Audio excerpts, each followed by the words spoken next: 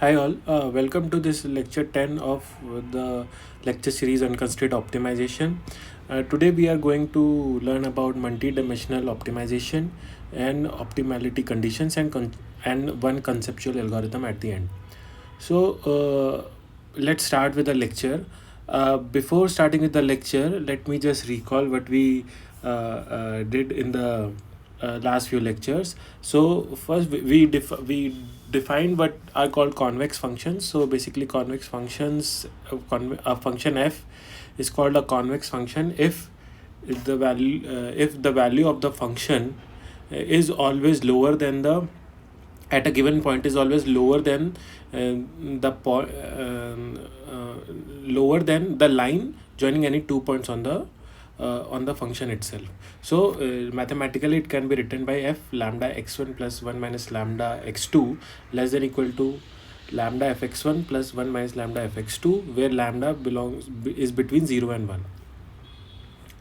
Now, from convex functions, we also looked at what are epigraphs. So let's say we have a graph of a function, then all the area above the graph is called epigraph of the function. And we saw that if a function is convex, then if and only if epigraph of the function is a convex set. So this was an important result. Then one more important result in that we discussed in our last class was that f is a convex function if and only if this condition is true. That is, let's say x1 and x2 are 2 points in the domain, then fx2 is greater than or equal to fx1 plus gx1 transpose x2 minus x1, where gx is the gradient of the function. So if this is true, then f is convex, and if f is convex, then this condition is true. So it goes both ways. It's an if and only if condition.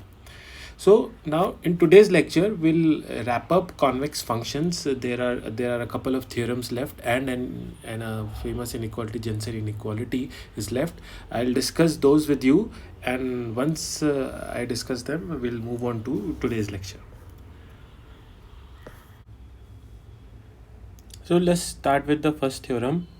So this theorem says that let f be a function which is twice differentiable, and it is from its domain is a set C, which is an open convex set.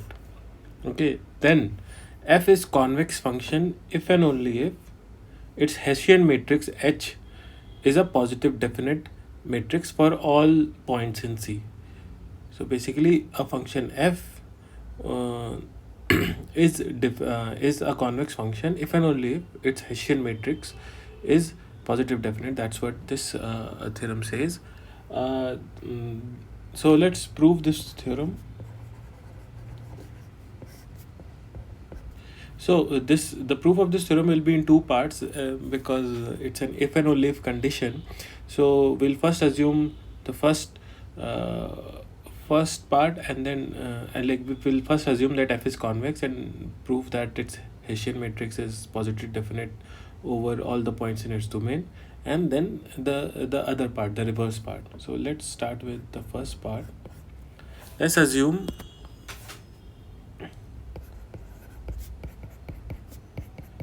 two points in the domain C, and hx be a hx basically, which is the Hessian matrix of the function f, is positive definite.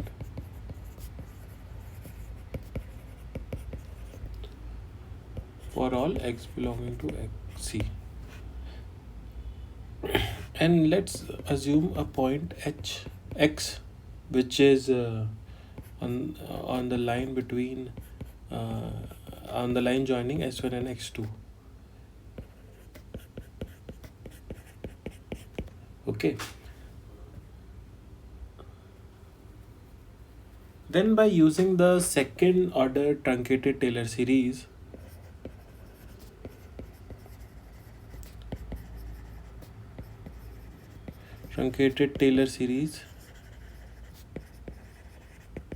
we can write that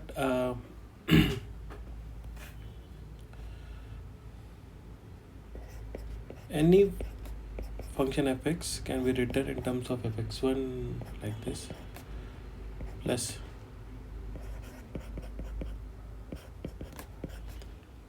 x2 minus x1 plus half x2 minus x1 transpose hx x2 minus x1. So this has to be x2. Okay, so this we can write for some x on the line joining x1 and x2. Okay, now that hx is a positive definite matrix, then this is always positive, right? This value is always positive. So we can say that fx2 is always greater than fx1 plus gx1 transpose x2 minus x1, which means fx is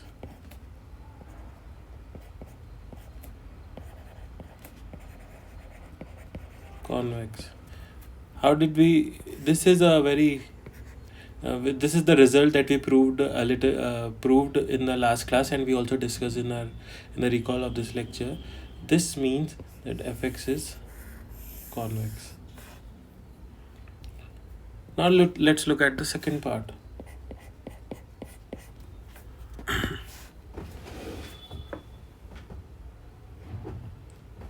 So instead of assuming that fx is a convex and then prove that its hx is its Hessian matrix is positive definite, but we'll prove the second part through contradiction. Let us assume that let hx be a non-positive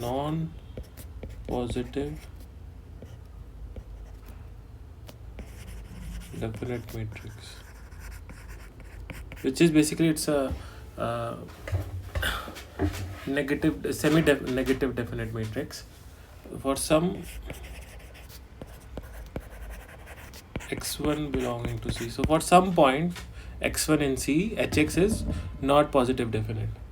Okay, so what does that mean? So there exists a point x2 in C such that x2 minus x1 transpose hx1 x2 minus x1 is less than 0. So this is what being non-positive definite at x1 means. Now let us again assume that there is some point between the line joining x1 and x2.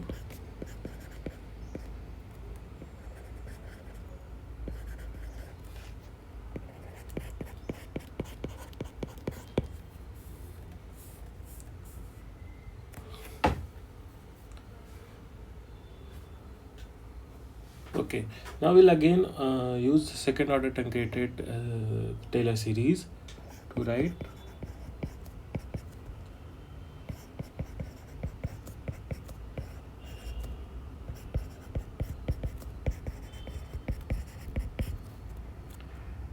plus half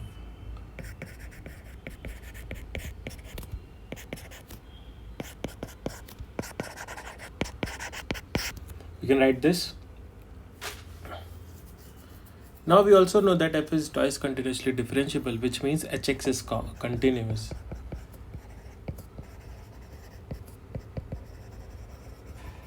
Right. So if we choose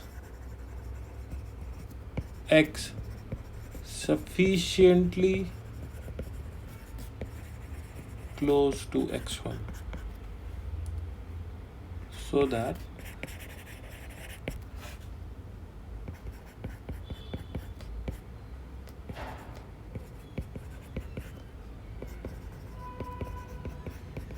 is also negative. So So this is negative, but if we choose x sufficiently close to negative such that hx is also non-positive definite on x, then this will be still be negative. If we choose x in this way, we can write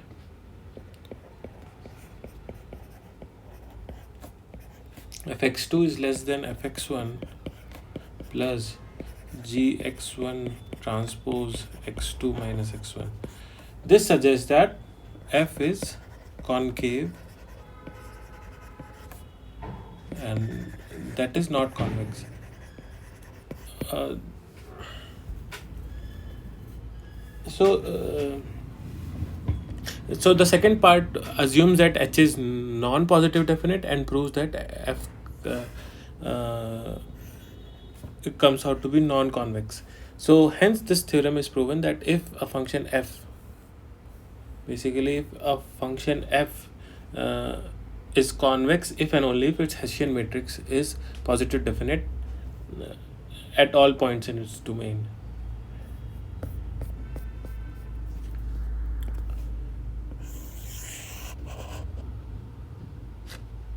Okay, now moving on. So before moving on, just there is a one important point to be noted here.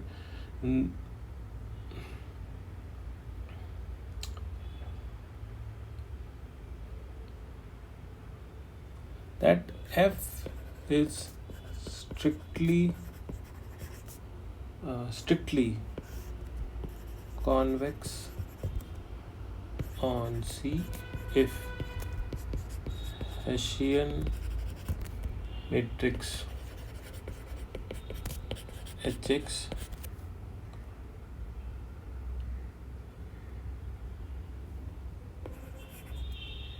of f is positive definite for all x belonging to C. So in the previous theorem we saw that an f is convex if and only if Hx is positive definite. This point says that f is strictly convex if Hessian matrix is positive definite. Please note here there is an if and not if and only if.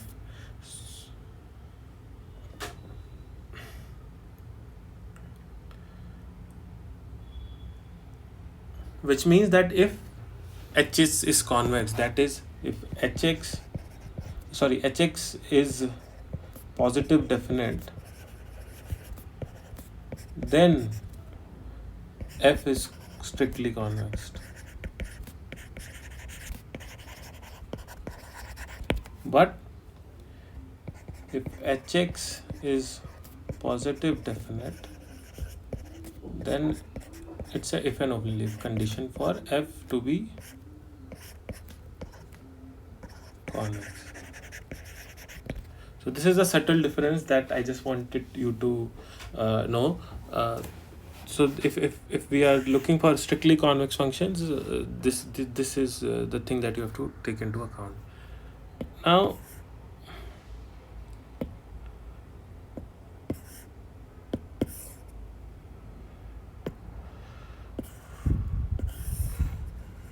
moving ahead, let's look at Jensen's inequality.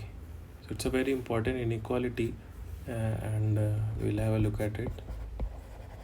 Jensen's inequality.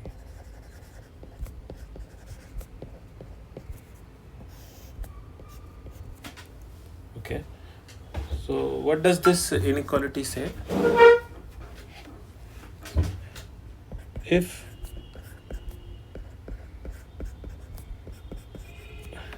f is some function from C to R is a function on a convex set C, which is a subset of Rn, then f is convex if and only if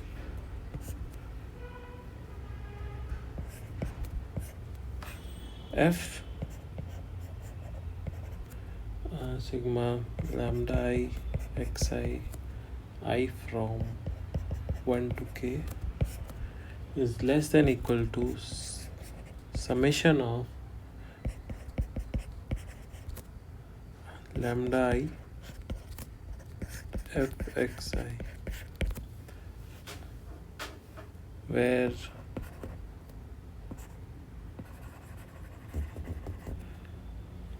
x1 comma x2 xk belong to C, and summation of lambdas is 1 and all lambdas are greater than or equal to 0. So this is the result, or this is called Jensen's inequality.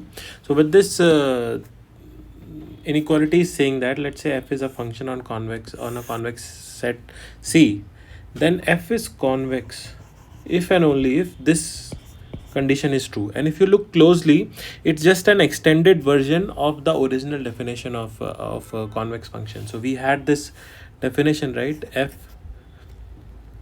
and that f lambda x1 plus 1 minus lambda x2 should be less than equal to lambda fx1 plus 1 minus lambda fx2. So this Jensen inequality is just an extended version of this original definition of convex functions. So it should be easy to understand intuitively. There is a formal proof that we can do, that we can arrive to this inequality through induction, but I'll skip that proof because it's an easy proof, so I won't go into it. It basically you use induction, mathematical induction, to prove the prove this result. And Jensen inequality has its utility in mathematics a lot. Not only in optimization, it is helpful in deriving several important relations. One of the important relations that it helps to prove is that arithmetic mean and geometric mean relation. So you can use this result to prove that. So basically, which is like x1 plus x2. Let's say you have n or k numbers, then its arithmetic mean is always greater than equal to its geometric mean.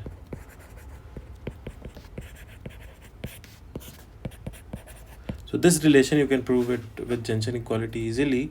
I'll not easily, and then but we'll not go. We are not going to do it here because it's not relevant to the course that much.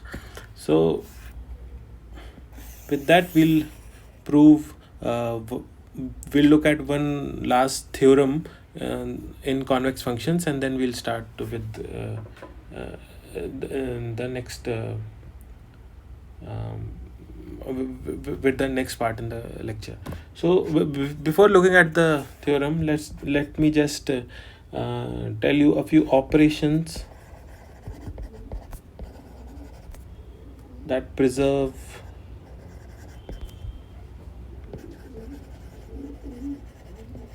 convexity.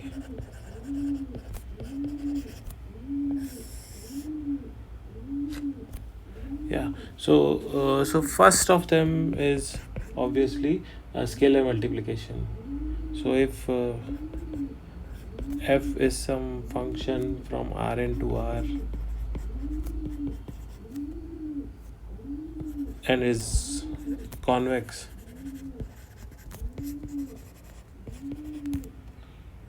and alpha is greater than 0, then alpha f is also a convex function.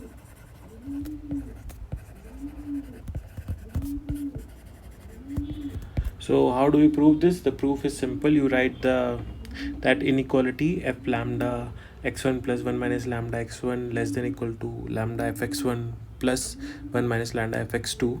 So basically this lambda x1 plus 1 minus lambda x2 less than equal to f x1 plus 1 minus lambda fx2, and then what you do, just multiply alpha on both the sides and you'll get the same relation for alpha f. So it's a easy proof. We're not going to like write it explicitly. The second relation, the second operation that preserves convexity is just this extension. Is the linear combination of convex functions is also a convex function. Basically it means let f1 f2 fk be some functions from n-dimensional real set to real numbers, be convex functions. Then the function fx equal to summation over I alpha I dot fi x, where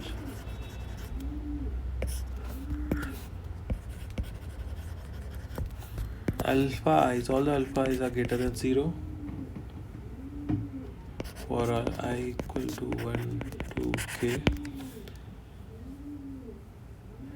and alpha is all greater than 0, and then this is a, and then fx is also convex function, then fx is convex.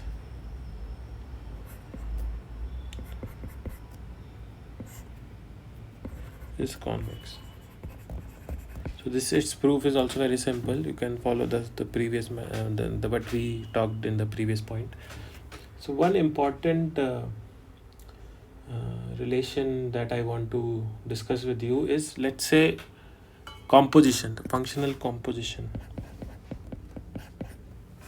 So let h be function from R to R, so it's a single variable real valued function, and f be also a function. So we have not talked about are these functions convex or not yet. Let them be two functions, and we define another function as a composition of these two functions. So h of fx is psi x. So the question we want to ask is, under what conditions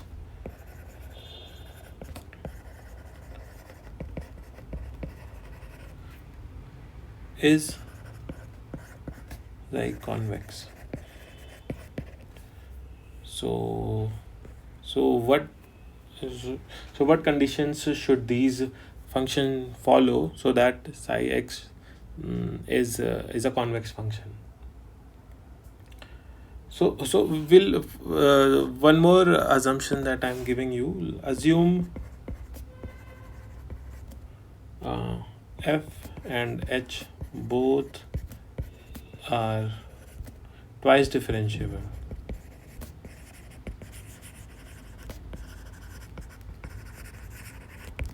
Okay. So we know that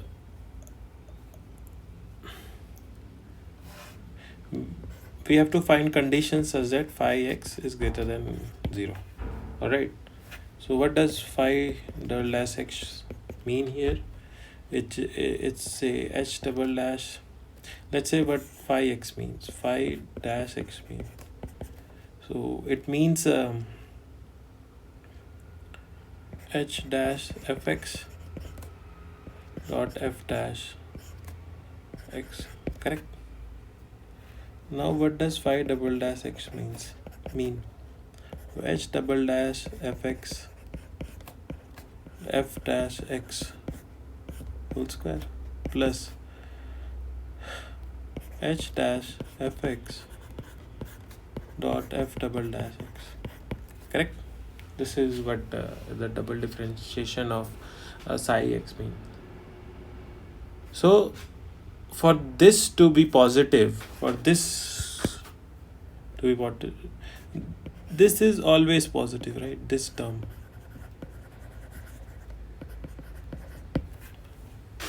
So for the first term to be positive, h double dash should be positive.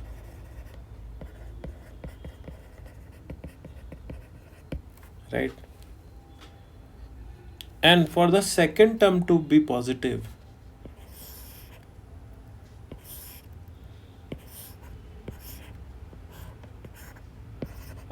either both should be positive or both should be negative, right? So this tells us that h double dash fx has to be positive, which means h should be convex always. So h has to be convex. This is very important. Then the second condition that can happen is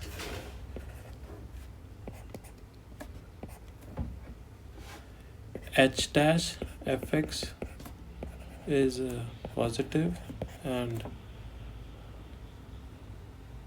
f double dash x is positive, which means h is non-decreasing, right? Because its first derivative is positive, which means h is not decreasing, right? And f is convex.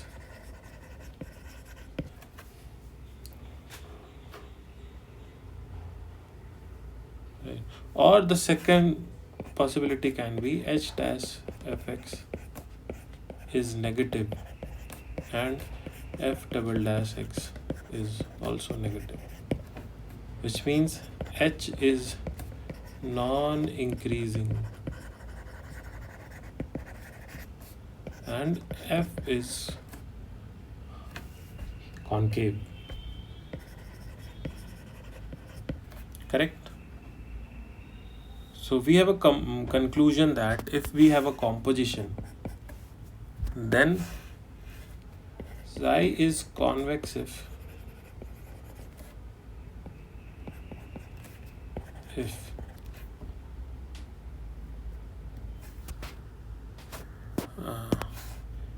h is convex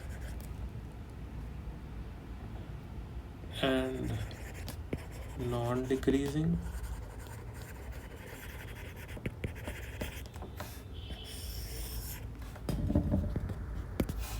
and f is convex, or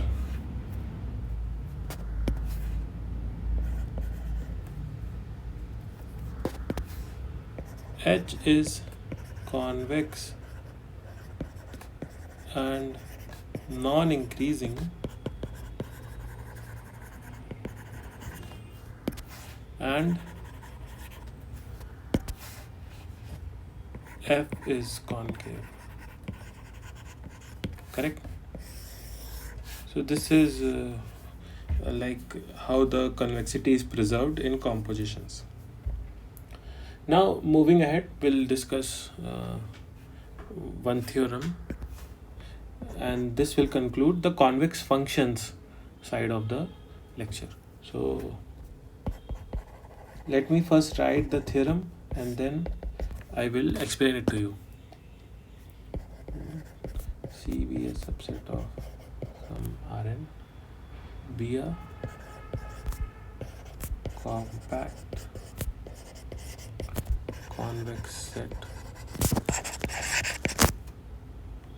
and f from C to R be a convex function.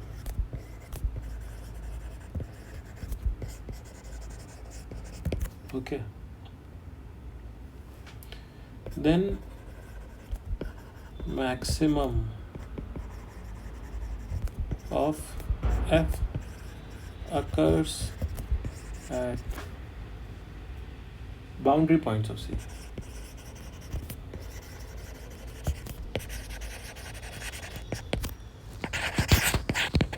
So this is a theorem that if we have a compact convex set and a function f which is convex, then its maximum occurs at boundary points.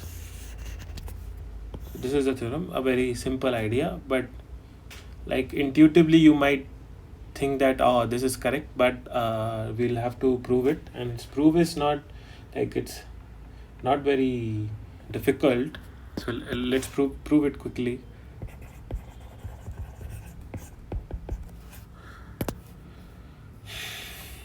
So let's suppose maximum exists at a point x star. Let max occurs at x star, which is in the interior, which is in the interior of the set, which is in interior of C. Correct.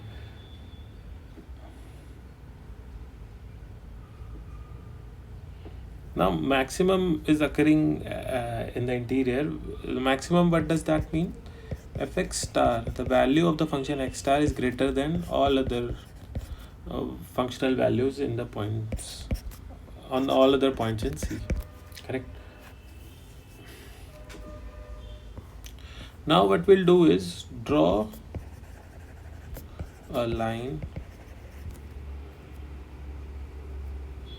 So we'll draw a line passing through x star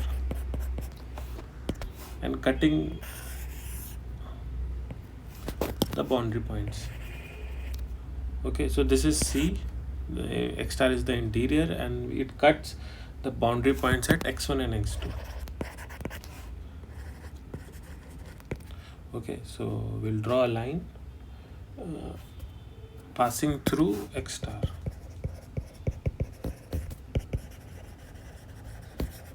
X star, and it cuts boundary of C at x1 and x2. Correct. So what we can so x star can be represented as follows, right? As it is on the line x1 plus 1 minus 1 lambda x2 for some lambda belonging to 0 and 1. Correct. Now since f is convex,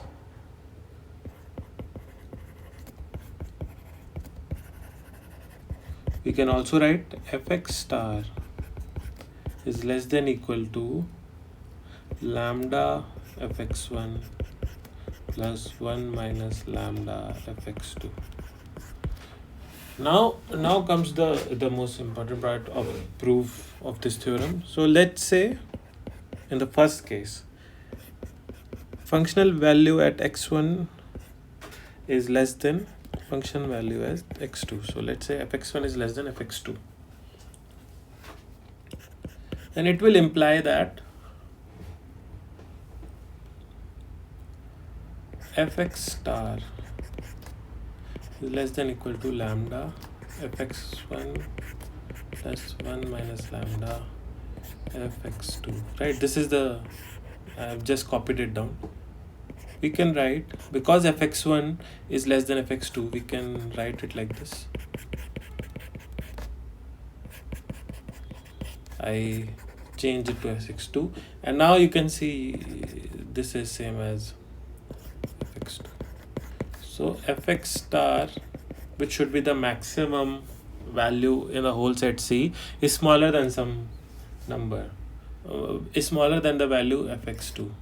So which means x star is not the global max. Correct. Now we assume the other thing, fx2 less than fx1. We can same in like the previous mechanism, we can write fx star is less than equal to fx1. Correct. So which again means that x star is not a global maximum. Correct. Now what happens if fx1 and fx2 are equal? Fx1 equal to fx2. So this can mean two things. This can mean two things, that fx star is less than equal to fx1 equal to fx2. So fx1 and fx2 are equal, but fx star is less than them, which means x star is, which can mean two things, right? This can mean two things, that either fx star is equal to fx1 and fx2, which is fine, or it can mean that fx star is less than both fx1 and fx2, because fx1 and fx2 are equal, which means x star is not a global maximum again.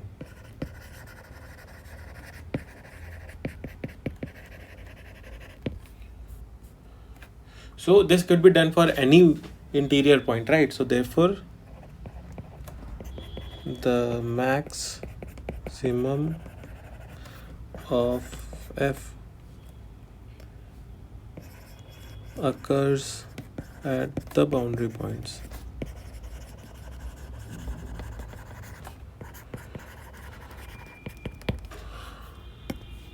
Okay, so with this we have covered all the portion that is required for convex function regarding this optimization course.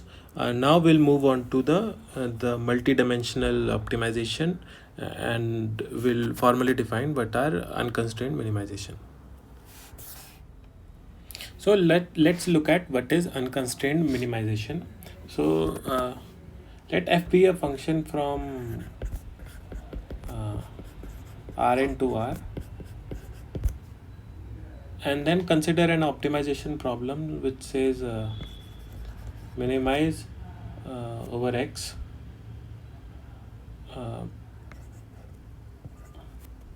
fx, minimize fx such that x belonging, such that, or subject to x belonging to Rn. So as there are no constraint, no restrictions on the independent variable x, so this is an unconstrained minimization. Also please note that the ideas that we'll study here can easily be extended to unconstrained maximization problem. So that is why we'll not explicitly study unconstrained maximization, we'll only study unconstrained minimization problem. Yeah. Also there is one assumption in while studying this, which is a very trivial assumption, that we only study or minimize the functions which are bounded below. F is bounded below, because if f is not bounded below, there is no point in trying to find the minimum value of f, because it doesn't exist. So f should be bounded below. Now let's start with the definition of local minima, which we have studied earlier, but just to reiterate, local minima.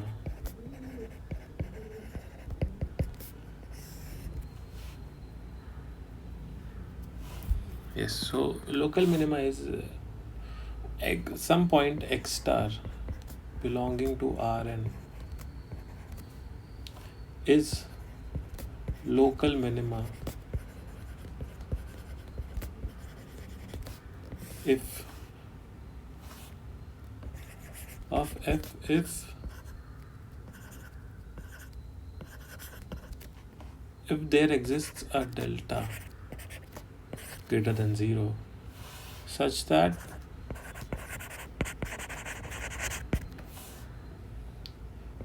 fx star is less than equal to fx for all x belonging to ball of radius delta and centered at x star. So basically, or which can we say, we can say that fx star is minimum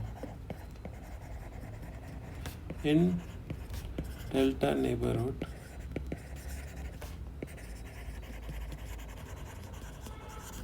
of x star. So around x star there should be fx star should be the minimum value, then x star is called local minima.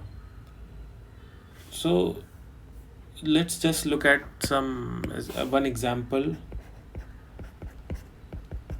So example here says fx equal to, very simple example, x1 square plus x2 square.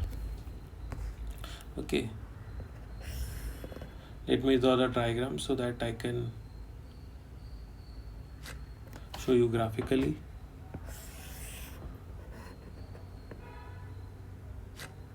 Okay.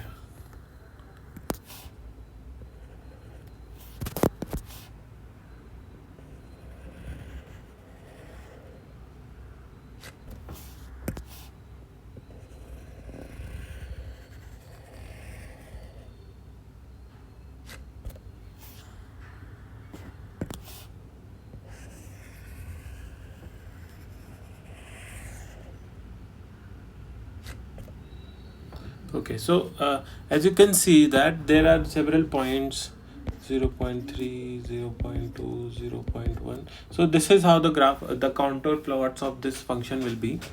So if we take any point, let's say this point. So if we look in this direction, this direction and this direction, the value of the function f increases. But if we go in the other direction like this, the value of the function decreases. So this is not the minima. In its delta neighborhood, this point does not have the smallest functional value. Let's look at some other point. This point.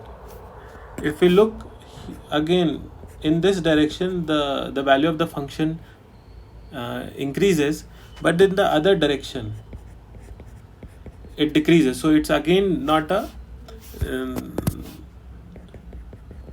local minima, because in delta neighborhood its value is not the minimum. If we look closely, only this point, this red mark point, is the point in which in all the direction the value is increasing, and in none of the direction the value is decreasing. So this is a local minima. 0, 0 is a local minima here, this point. Now which I want to write this point explicitly, that the function value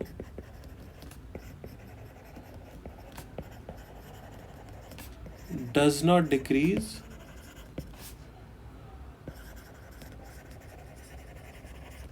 in the neighborhood of local minimum in any direction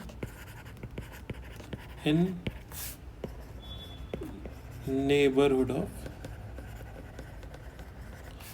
of local minima.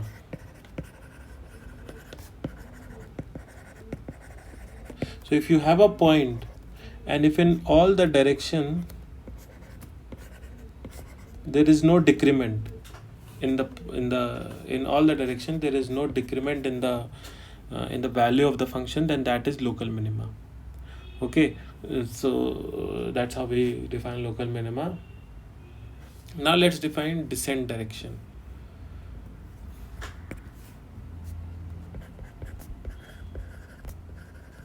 What is descent direction?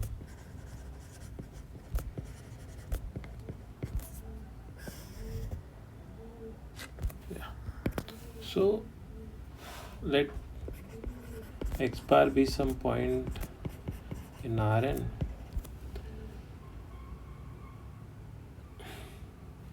If there exists a direction d belonging to Rn and a real number delta, positive real number delta, such that fx bar plus alpha d is less than fx bar for all alpha belonging to 0 comma delta, then t is said to be a descent direction.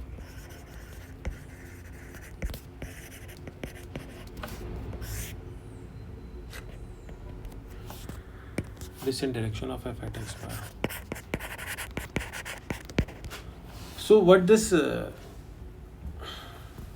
definition is saying, let's say we have some point x bar. If we can find some direction d, let's say this d direction, and some positive real number alpha, such that the function value at x bar is greater than all the values between x bar and x bar plus alpha, x bar plus delta d. So all the points joining x bar and x bar plus delta d, if it is smaller, then this is a valid descent direction. So d can be said to be descent direction, which means that starting from x bar, if you go towards d, the function value decreases. That's what descent direction means. Now the question is, can we check whether a direction d is a descent? So let's say you have some point and someone gives you a direction d. How do you check that if it's a, and like how mathematically do you check that if d is a descent direction or not? So you might know it that now the gradient comes into play. So I'll just rub this. Yeah. So the gradient comes into play. So the one result that we look at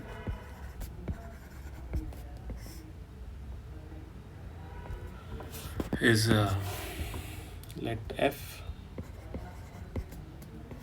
belonging to a continuously differentiable function.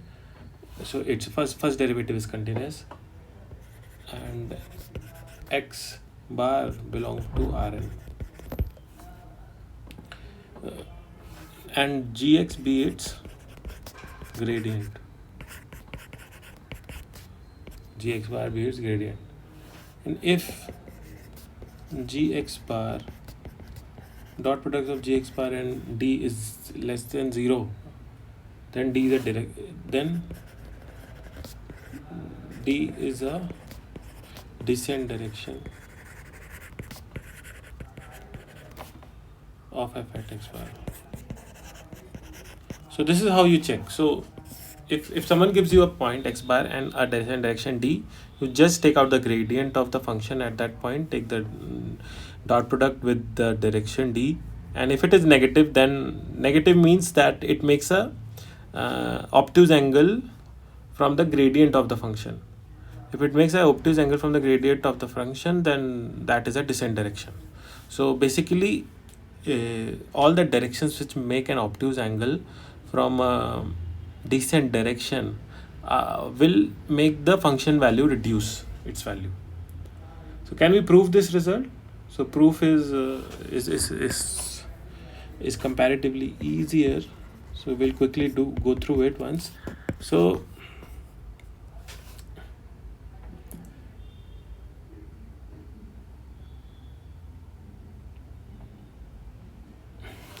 we have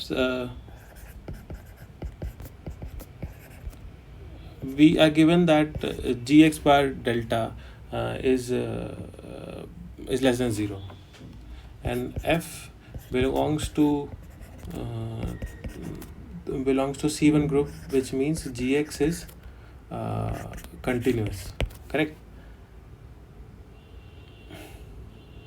Then if gx bar is delta and g is continuous, then we can say that there exists a delta real number such that gx transpose d is less than 0 for all x belonging to the line segment joining x bar and x bar plus delta d. So basically what it's saying, because g is continuous, it value will not change in much, or its sign will not change too much in its neighborhood. So in its neighborhood we can write this relation.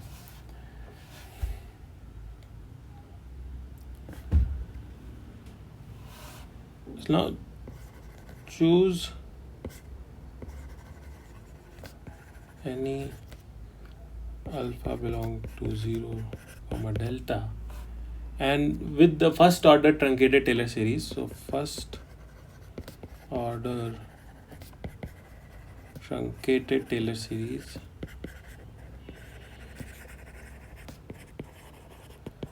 we can write fx bar plus alpha d equals fx bar plus g alpha times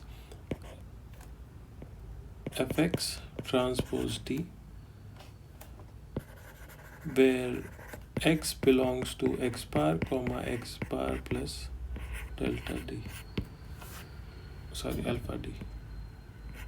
So what this point is saying, that let's say alpha is some value between 0 to delta, and fx bar plus alpha d represents some point between x bar and x bar plus delta d, and here is x bar plus alpha d, right?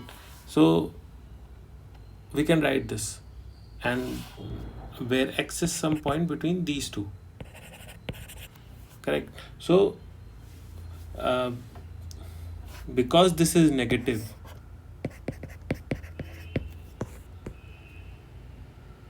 we can write fx bar plus alpha d is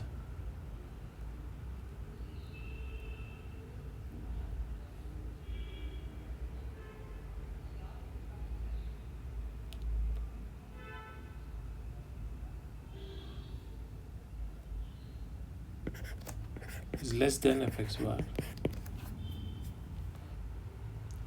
for all alpha belong to 0 comma delta, right?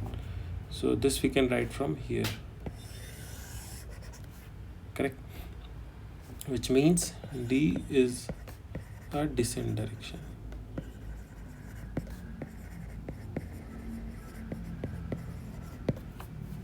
Which means from x bar, if you move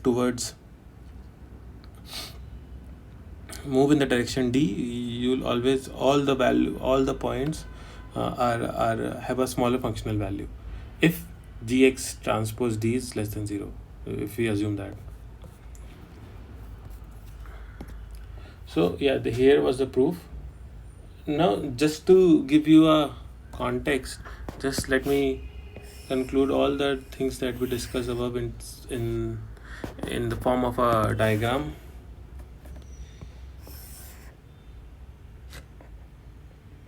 Okay, so let's say this is a contour plot of a function f, such that this gives s is equal to x, such that fx equal to fx naught, where fx naught is this point. So all the functional values on this green line are equal. Inside this, in this part, we are x such that fx is less than fx naught, right? So inside, if you go, the function value reduces.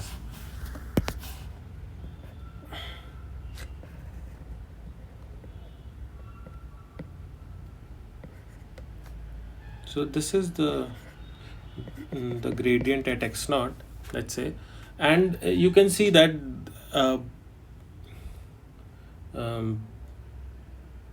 if you go in the direction which makes the obtuse angle with the gradient, in this direction, in this direction, in this direction, these are all descent directions. So inside they are going, and in this direction, if you go till this point, you will find reduction in value. Beyond that point it will increase, but there exists a direction where the value reduces. the function value reduces. Again, in this you go till this point where the value of the function decreases, and so on and so forth. So this is the geometrical perspective of what we are trying to say, that if at certain point we have a gradient, then all the directions which make an obtuse angle with that gradient are descent directions for that function at that point. Now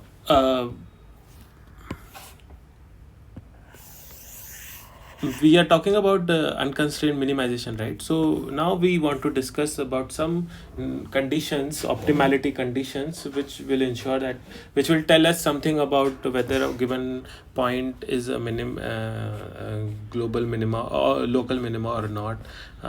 Gives us some information. So with that, we'll start the first optimality condition. Will state it is first order optimality conditions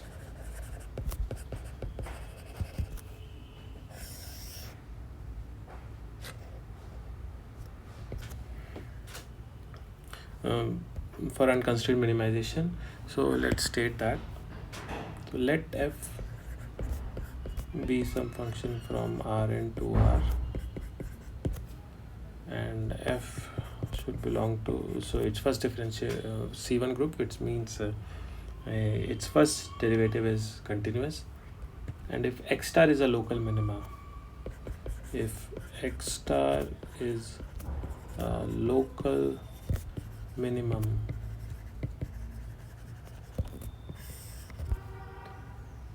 of f, then its gradient at that point gx star should be 0. So this is the first order optimality condition. So we just tell, so it's a if then condition. So if x star is a local minima, then its gradient will be 0. That's what it says. It's not an if and only if condition, just make sure. So let's prove this result. It's very easy to prove.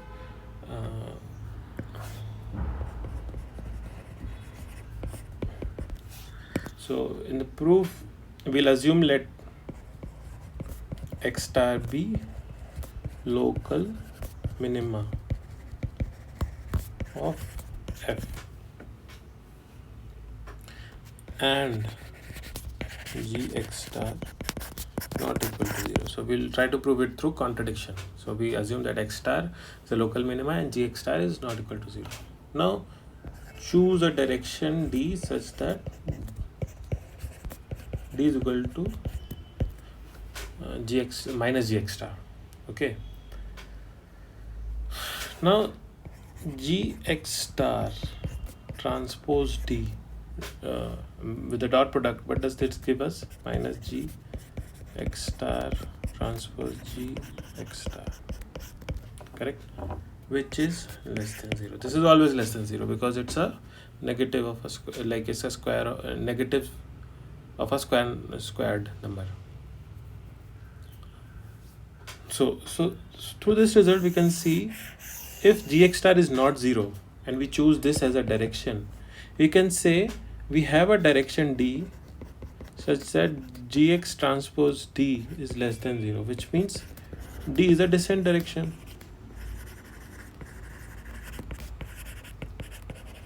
Direction of f at x star. But we discussed earlier that if x star is a local minima, then there should be no like if x star is a local minima, then if you go in any direction in the neighborhood of that point, the function value should increase. It should never decrease, which means it should have no descent direction around this point. But we have found one, which means x star is not a local minima.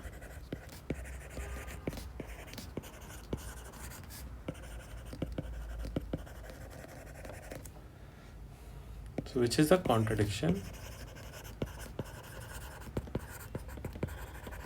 and therefore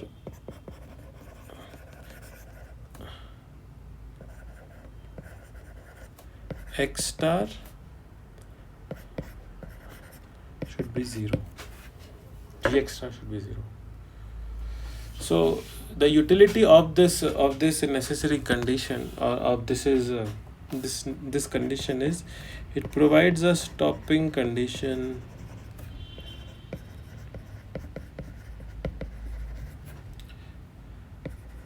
for an optimization algorithm.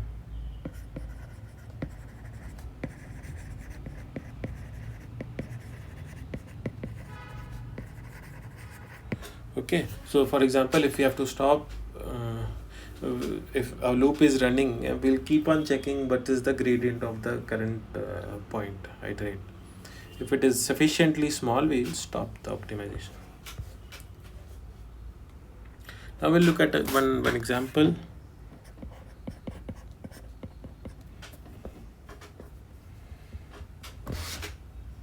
This example says minimize fx, where fx is defined as x1 dot e to the power minus x1 square minus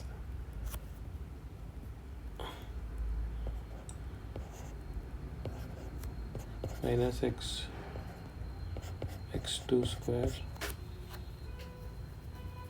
So let's find out its gradient. G of x becomes e to the power minus x1 square minus x2 square minus 2x1 square plus 1. This is, and e to the power minus x1 square minus x2 square minus 2x1 x2. So this is the gradient, correct?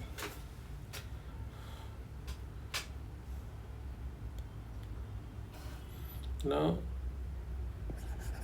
gx is 0 at 1 by root 2 comma 0 and minus 1 by root 2 comma 0.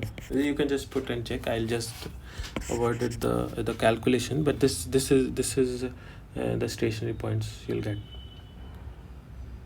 So now we got gx equal to 0, but we don't know if this is which of these points is local minima or a local minimum or local maximum. We don't know that. So the above condition is just a necessary condition. So if we know that x is a local minima, then there the gradient will be 0.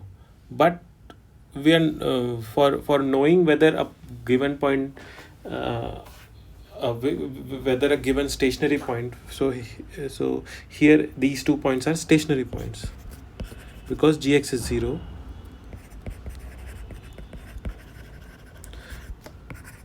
So for knowing whether a given stationary point is a local minimum or not, we'll need higher order derivatives information. So what we'll need is higher order derivatives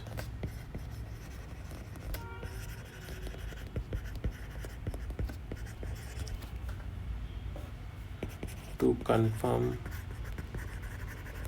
that the stationary point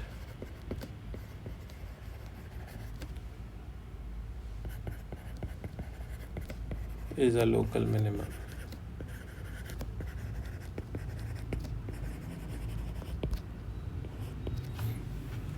Okay, so yeah. So with that we come to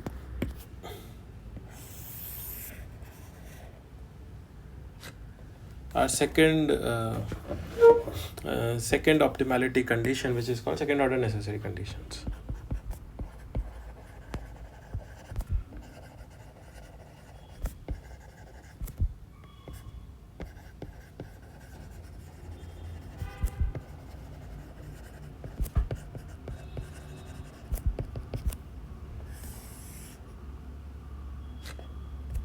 Okay, so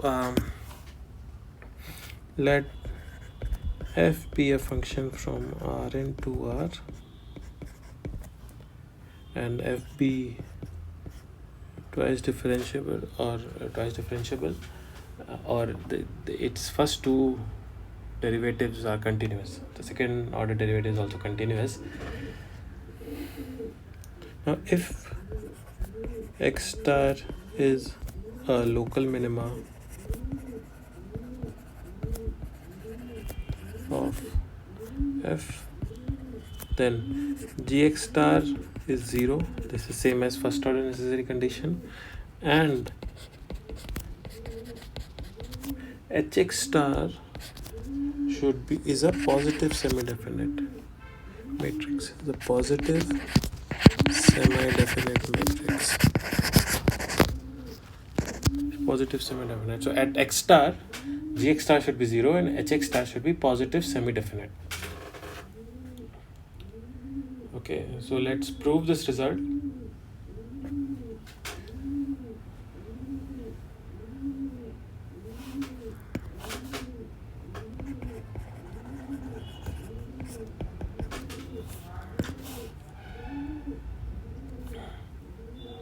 So let x star be a local minima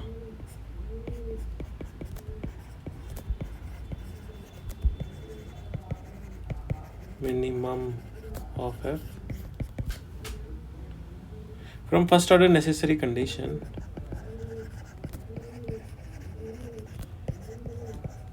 conditions. We are certain that gx star has to be 0. Okay, so we don't need to prove that. We have already proven it in the previous result. We have to prove that hx star is positive semi-definite. So let's assume that hx star is not positive semi-definite. We'll prove it by contradiction. So let's let hx star is not positive semi-definite.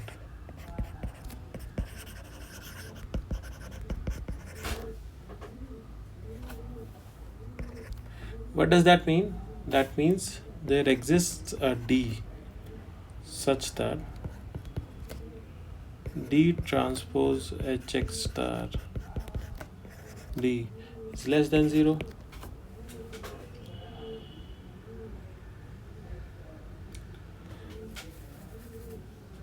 And since H is continuous, we'll always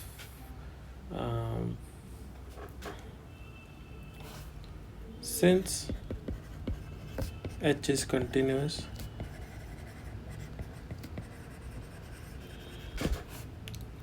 there exists a delta such that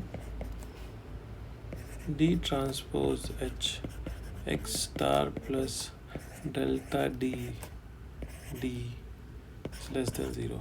So basically it's saying, like, let's say this is x star and this is some direction D, then because H is continuous and it is not positive definite here, Hx star is not positive definite. H at this point, it in its delta neighborhood lying on the direction D will always also be negative or not positive definite for D, right? So this is what this line is saying. For all alpha belonging to 0 comma delta, sorry, so in this whole region it won't be. So this is alpha, right? Now we'll again use what we'll use second order truncated Taylor series around x star. So we can write second order truncated Taylor series. So what does this say?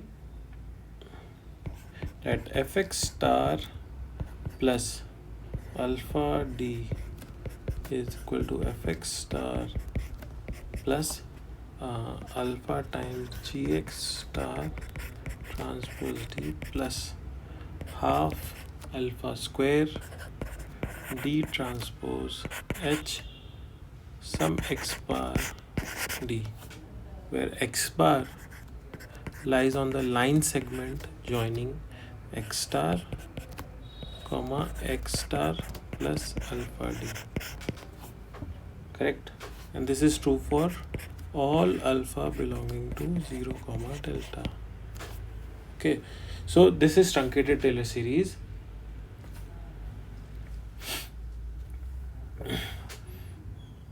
And now this is 0, correct? And this we have shown to be negative, right? We have shown it to be negative. Like for some d it is negative. So we can show that fx star plus alpha d is less than fx star. So in the neighborhood of x star, towards some direction d, there exists a point which has smaller function value, which means x star is not a local minimum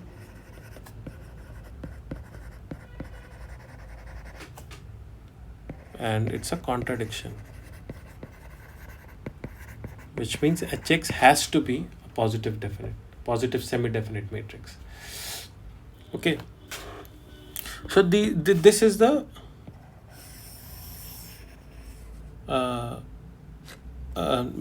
necessary condition. There is also a second order sufficient condition, which we'll prove now, which we'll state now and also prove. So second order sufficient condition.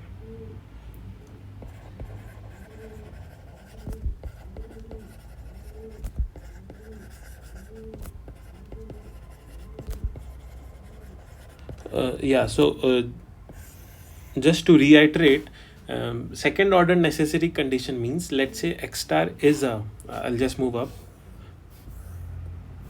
So let's say x star is a local minimum, then these two conditions have to necessarily follow. But if these two conditions are following, doesn't mean that x star is a local minimum. So these are not sufficient conditions, these are just necessary. On the other hand, the condition that we are going to discuss now, if those conditions are true, then x star is necessarily local minima. Okay, so let me state this condition first. So again, f be a function from Rn to R, and f be twice continuously differentiable. So if gx star equal to 0 and hx star is positive definite, please note it's not positive semi-definite, it's positive definite, then x star is a local minimum of it.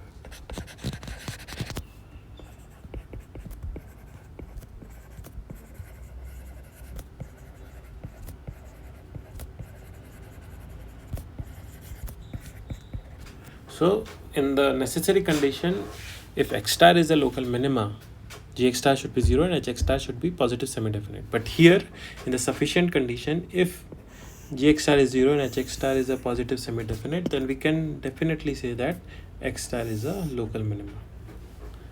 These are sufficient conditions. Let's prove this once.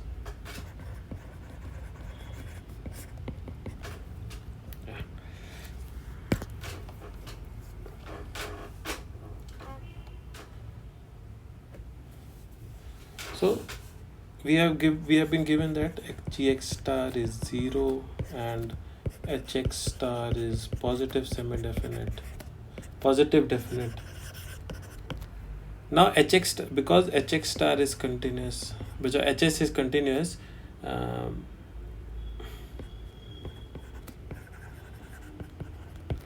we can say that there exists a delta greater than 0 such that hx is positive definite in the delta neighborhood of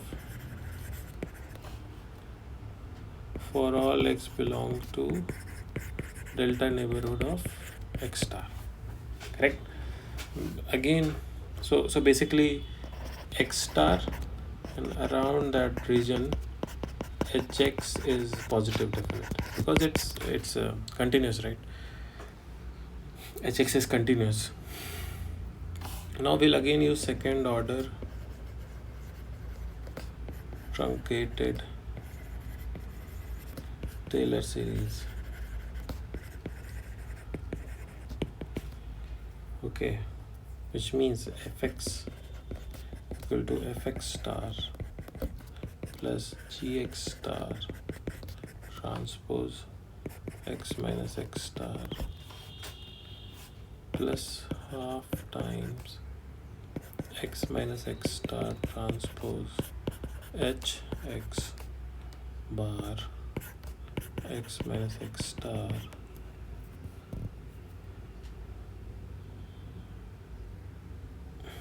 for all x bar belonging to line segment joining x comma x star. So let's say we have some point within this delta neighborhood. Then in all this line, for all points in the line joining these 2 points, this is true, right? And for where x bar is some point on this line. Let me enlarge this. So let's say this is x star and this is its delta neighborhood. It's very small. It's just looking, I've enlarged it. Let this be x in some data neighborhood, and we want to find fx here. Then it can be written like this, where x bar is some value joining x and x star. Okay, so this is what truncated Taylor series says. Now we know that gx star is 0. Okay, and we also know that hx bar is positive definite in this delta neighborhood. So this is greater than 0. This is positive. Okay, which means fx star is less than fx for all x belonging to all of radius in the delta neighborhood of x star, which means x star is a strict local minimum.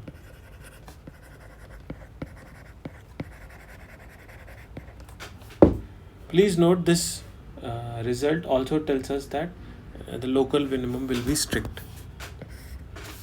It will be a local minimum, but it will be a strict local minimum. Strict means that in delta neighborhood region, this point has the minimum value. None of them are even equal to the x in that point. I have not written that in the condition. I'll just write it strict also. So it's a strict local minimum to find. It's a local minimum and it's a strict local minimum. Now let's look at some examples.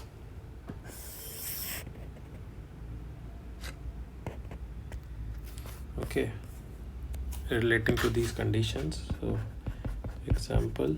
So it's the same example that we discussed previously. We'll continue it.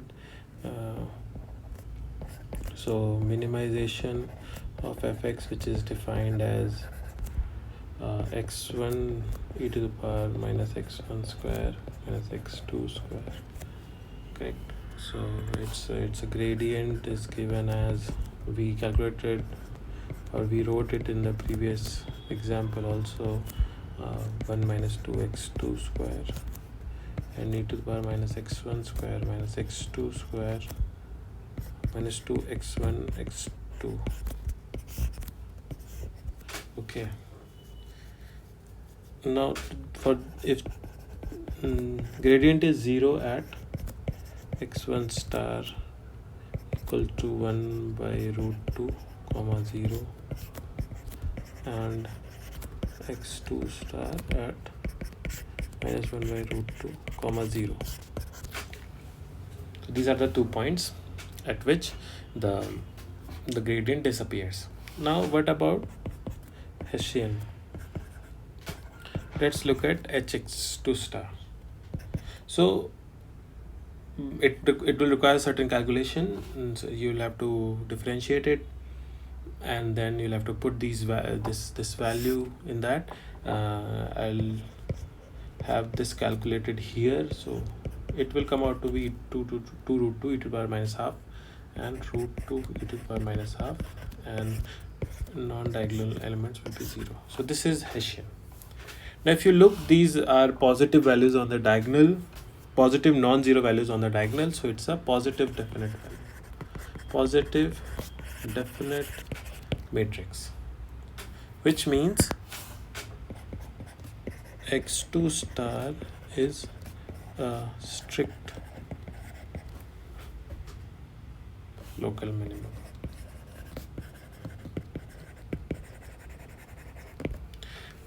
Let's look at hx1 square. It should not be difficult to like write this one if you know hx2 star, because they're almost symmetrical, so it will come out to be minus 2 root 2 e to the power minus half, 0 0, and root 2 minus root 2 e to the power minus half, and this is negative definite because its diagonal element is are negative and non-zero, then it's negative definite, and this means that x1 star is a strict local maximum.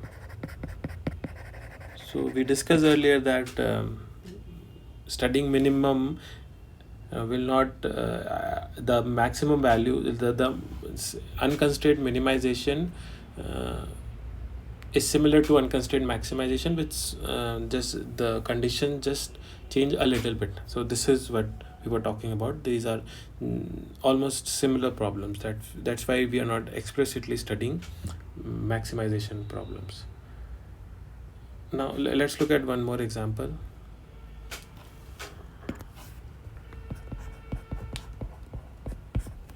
Okay, so minimizing fx equal to x2 minus x1 square x1 to the power 5.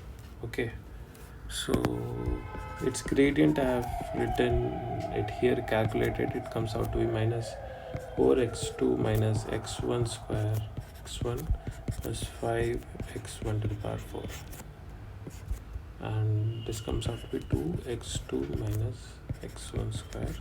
So this is a simple calculation. You can just do it like it's a polynomial, so it can be easily done. It turns out that it has only one stationary point, which is 0, 0. So if you put that, the gradient disappears, and Hessian at 0, 0, it turns out it is 0, 0, 0, 2, which means it is positive semi-definite.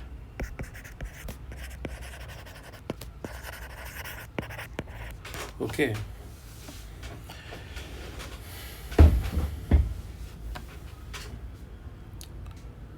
It's positive semi-definite, and we can't say whether 0, 0 is a local minima, because it has to be positive definite for it for a sufficient condition.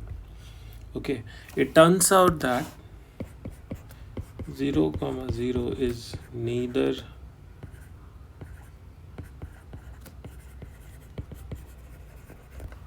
a local minimum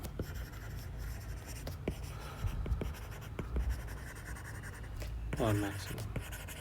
So it's neither. So in some direction the value increases, in another direction the value decreases. It's kind of a saddle point. So it's a saddle point. Okay.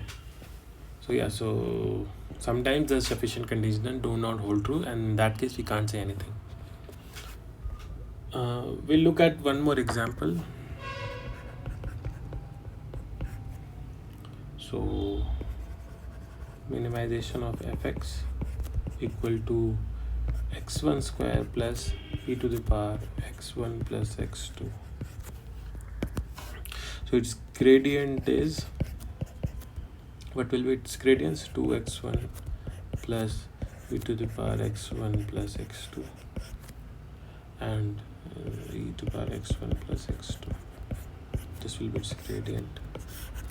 And if we have to find gx equal to 0, there is no closed form solution, so we can't analytically find the solution of gx equal to 0. Yeah, right. So 2x1 plus e to the power x1 plus x2 equal to 0, you can't like analytically find solution to that equation. So for that we need iterative solvers, iterative methods to solve for gx. Okay, so that's why the algorithmic approach is important. Not all equations you can solve analytically, and as soon as you go to higher dimensions, it gets difficult to solve. So that's why we need iterative methods. So we have completed the optimality condition sections here, and we'll look into the algorithms, like preliminary structure of the algorithm. So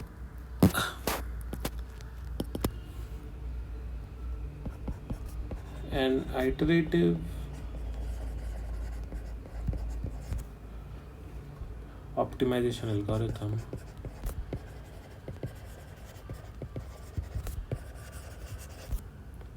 generates a sequences of xk's, generates a sequence.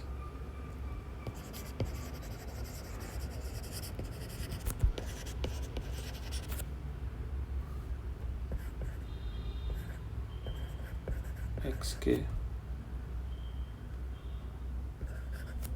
k greater than equal to 0, which converges to a local minimum.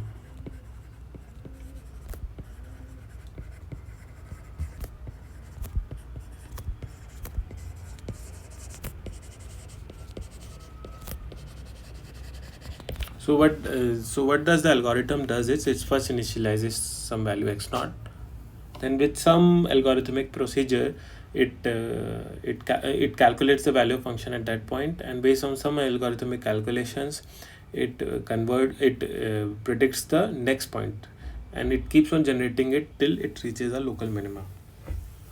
Okay, so we'll just state the skeleton structure of almost all the unconstrained minimization algorithm, and we'll discuss it, and we'll also ask some question that we'll try to answer in the next few lectures.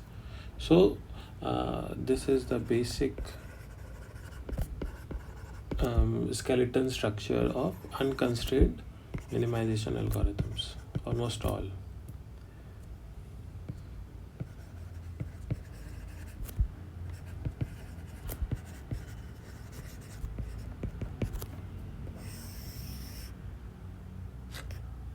Okay, so that's it.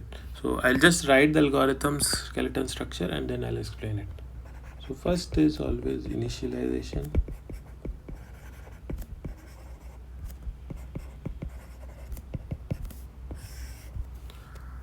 which means x0 and set the iterator to 0.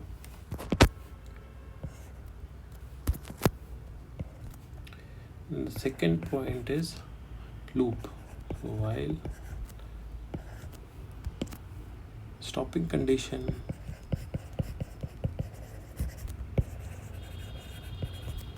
is not satisfied,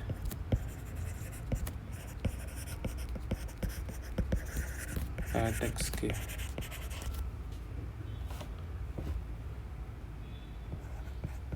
find xk plus 1 such that fxk plus 1 is smaller than fxk, and increase the iterate number. Okay, here end the while loop, and then 3 out. This output x star, or the solution is xk, the final value, local minimum of fx. So what does this is telling us here? We first initialize some initial value of x naught, and then we have a stopping condition which we'll discuss. So we'll this loop will continue till that stopping condition is satisfied. Inside the loop we'll have some algorithm which gives us xk plus 1 such that fxk plus 1 is less than fxk. So every time the function value keeps on decreasing, and this loop will continue, and when the stopping condition is satisfied, we hope that the algorithm has reached the local minimum, some local minimum of fx. So some question that we need to ask in this basic skeleton structure are how to find xk plus 1 in step 2 way. How do you find xk plus 1? So this is a very important part of the algorithms, and every algorithm tries to find xk plus 1 differently. Then the second major question is, which stopping condition can be used?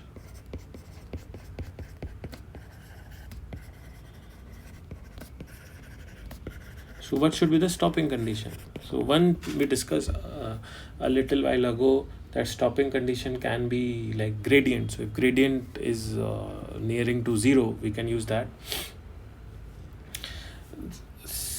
Third question that we can ask about the algorithm: does the algorithm converge?